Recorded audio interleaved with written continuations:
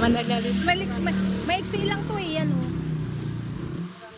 Ang haba niyan, pinutulan ko na, nabisit na ako kasi barang pagbigat na niya. Tapos tumubot na yung dito. 1 year na kasi to sa sa March.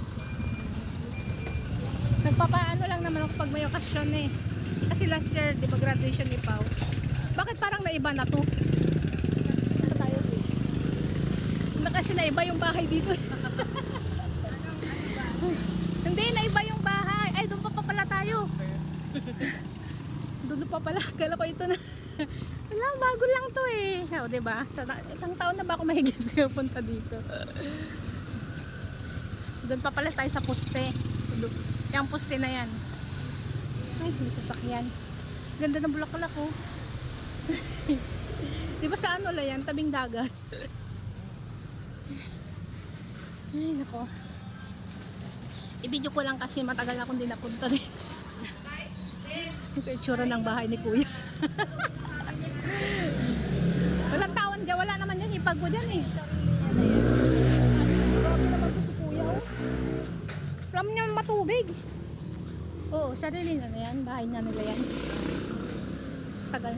Yan ang napundar ng kuya ko dito. Ayan oh. Ayan yellow na ano. Yan ang bahay ni Kuya oh, yung yellow. Yung may second floor. Pasok tayo dito sa eskinita. Pasok tayo dito. Sino kayang tao dyan? May tao. Sakto may tao.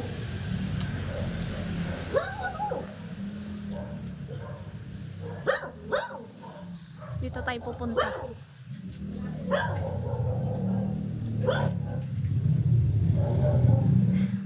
Para ko nalulula. Ito na yung house. 16 pala. Number 16. Akala ko 26. 16A.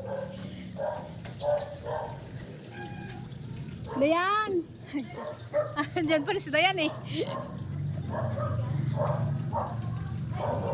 Diyan ba sa atin yan?